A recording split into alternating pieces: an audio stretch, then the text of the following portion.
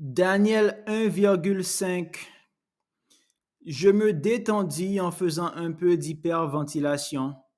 Pourtant, Barnabé, je ne pouvais m'empêcher de songer au grand lac de Mercure à la surface de Saturne.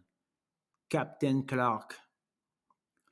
Isabelle accomplit ses 3 mois légaux de préavis et le dernier numéro de Lolita, supervisé par elle, parut en décembre. Il y eut une petite fête, enfin un cocktail, organisé dans les locaux du journal. L'ambiance était un peu tendue dans la mesure où tous les participants se posaient la même question sans pouvoir la formuler de vive voix. Qui allait la remplacer en tant que rédactrice en chef? La Joanie fit une apparition d'un quart d'heure, mangea 3 blinis, ne donna aucune information utilisable. Nous partîmes en Andalousie la veille de Noël. S'ensuivirent 3 mois étranges, passés dans une solitude à peu près totale. Notre nouvelle résidence s'élevait un peu au sud de San José, près de la playa de Monsul. D'énormes blocs granitiques encerclaient la plage.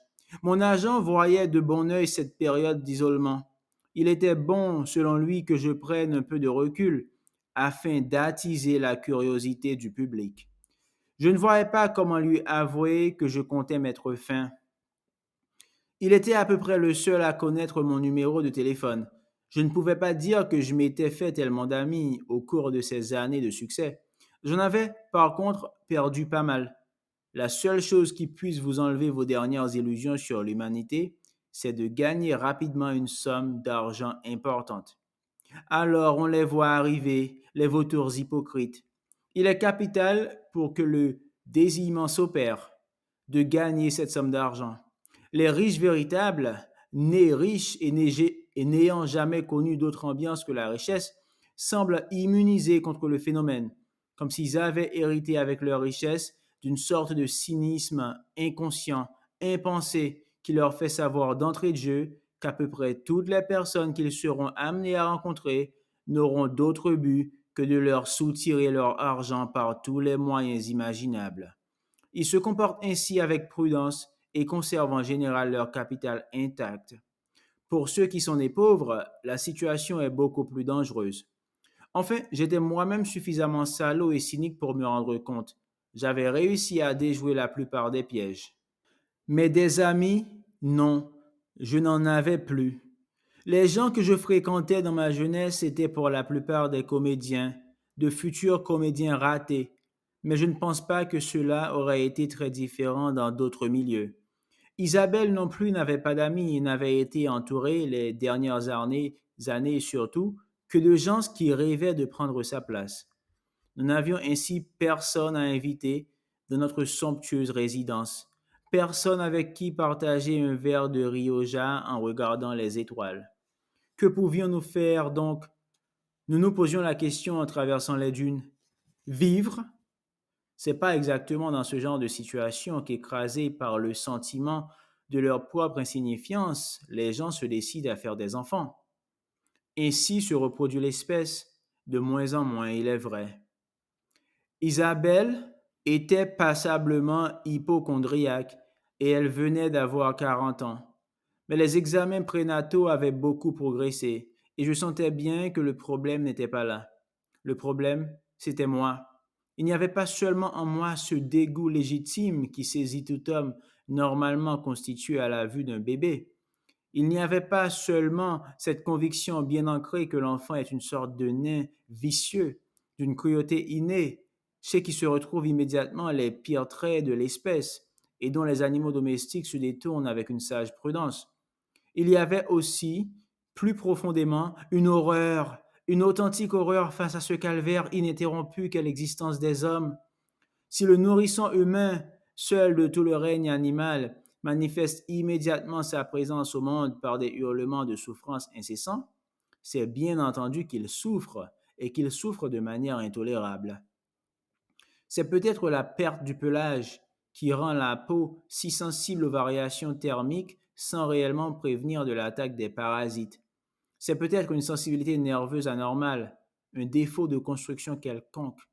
À tout observateur impartial, en tout cas, il apparaît que l'individu humain ne peut pas être heureux et qu'il n'en est aucune manière conçue pour le bonheur, et que sa seule destinée possible est de propager le malheur autour de lui en rendant l'existence des autres aussi intolérable que, que l'est la sienne propre, ses premières victimes étant généralement ses parents.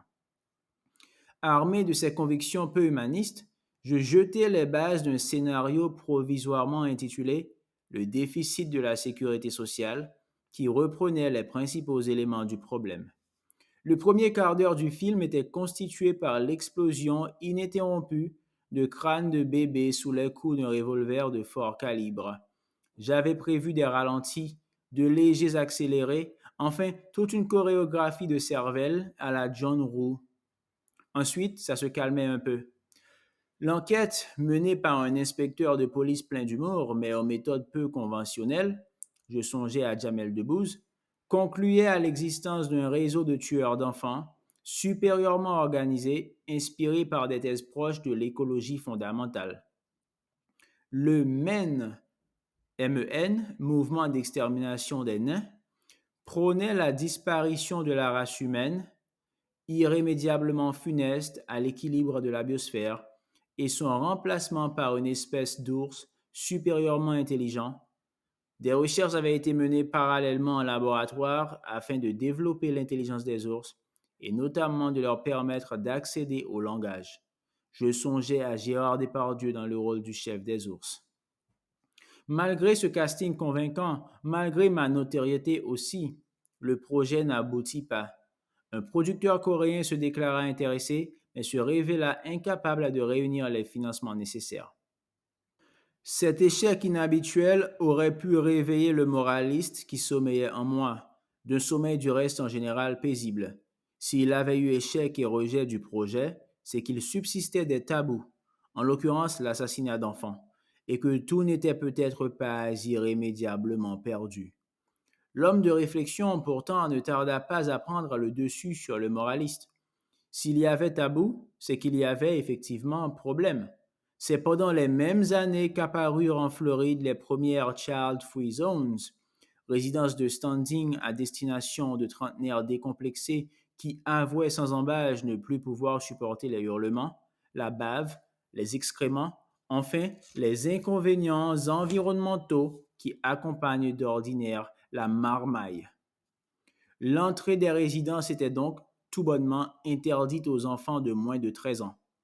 Des SAS étaient prévus sous la forme d'établissements de restauration rapide afin de permettre le contact avec les familles. Un pas important était franchi. Depuis plusieurs décennies, le dépeuplement occidental, qui n'avait d'ailleurs rien de spécifiquement occidental, le même phénomène se reproduisait quel que soit le pays, quelle que soit la culture. Un certain niveau de développement économique une fois atteint, faisait l'objet de déplorations hypocrites, vaguement suspectes dans leur unanimité. Pour la première fois, des gens jeunes, éduqués, d'un bon niveau socio-économique, déclaraient publiquement ne pas vouloir d'enfants, ne pas éprouver le désir de supporter les tracas et les charges associées à l'élevage d'une progéniture. Une telle décontraction ne pouvait, évidemment, que faire des émules. Connaissant la souffrance des hommes, je participe à la déliaison, j'accomplis le retour au calme. Lorsque j'abats un sauvage, plus audacieux que les autres, qui s'attarde trop longtemps aux abords de la barrière de protection, il s'agit souvent d'une femelle, au sein déjà flasque, brandissant son petit comme une supplique. J'ai la sensation d'accomplir un acte nécessaire et légitime. L'identité de nos visages, d'autant plus frappante que la plupart de ceux qui errent dans la région sont d'origine espagnole ou maghrébine, est pour moi le signe certain de leur condamnation à mort. L'espèce humaine disparaîtra, elle doit disparaître afin que soient accomplies les paroles de la Sœur suprême. Le climat est doux au nord d'Almeria, les grands prédateurs peu nombreux. C'est sans doute pour ces raisons que la densité de sauvages reste élevée, encore que constamment décroissante. Il y a quelques années, j'ai même aperçu, non sans horreur, un troupeau d'une centaine d'individus. Mes correspondants témoignent du contraire un peu partout à la surface du globe. Très généralement, les sauvages sont en voie de disparition. En de nombreux sites, leur présence n'a pas été signalée depuis plusieurs siècles. Certains en sont même venus à tenir leur existence pour un mythe. Il n'y a pas de limitation au domaine des intermédiaires, mais il y a certaines certitudes. Je suis la porte. Je suis la porte et le gardien de la porte. Le successeur viendra. Il doit venir. Je maintiens la présence afin de rendre possible l'avènement des futurs. Daniel 1,6. Il existe d'excellents jouets pour chiens. Petra Durs Benning. La solitude à deux est l'enfer consenti. Dans la vie du couple, le plus souvent, il existe dès le début certains détails, certaines discordances sur lesquelles on décide de se taire dans l'enthousiaste certitude que l'amour finira par régler tous les problèmes. Ces problèmes grandissent peu à peu dans le silence avant d'exploser quelques années plus tard et de détruire toute possibilité de vie commune. Depuis le début, Isabelle avait préféré que je la prenne par derrière. Chaque fois que je tentais une autre approche, elle s'y prêtait d'abord, puis se retournait comme malgré elle, avec un demi-rire gêné. Pendant toutes ces années, j'avais mis cette préférence sur le compte d'une particularité anatomique, une inclinaison du vagin ou je ne sais quoi, enfin une de ces choses dont les hommes ne peuvent jamais, malgré toute leur bonne volonté, prendre exactement conscience.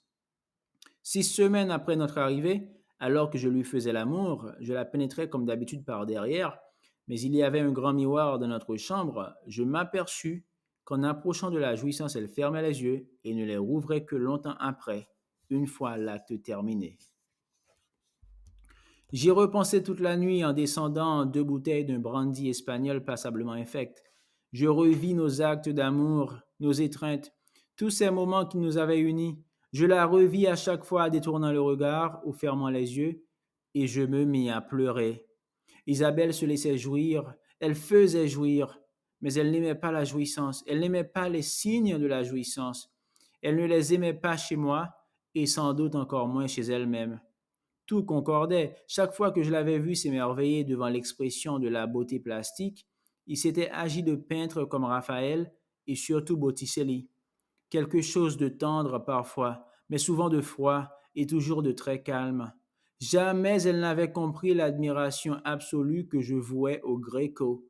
Jamais elle n'avait apprécié l'extase. Et j'ai beaucoup pleuré parce que cette part animale, cet abandon sans limite à la jouissance et à l'extase, était ce que je préférais en moi-même, alors que je n'avais que mépris pour mon intelligence, ma sagacité, mon humour. Jamais nous ne connaîtrions ce regard double, infiniment mystérieux, du couple uni dans le bonheur, acceptant humblement la présence des organes et la joie limitée. Jamais nous ne serions véritablement amants.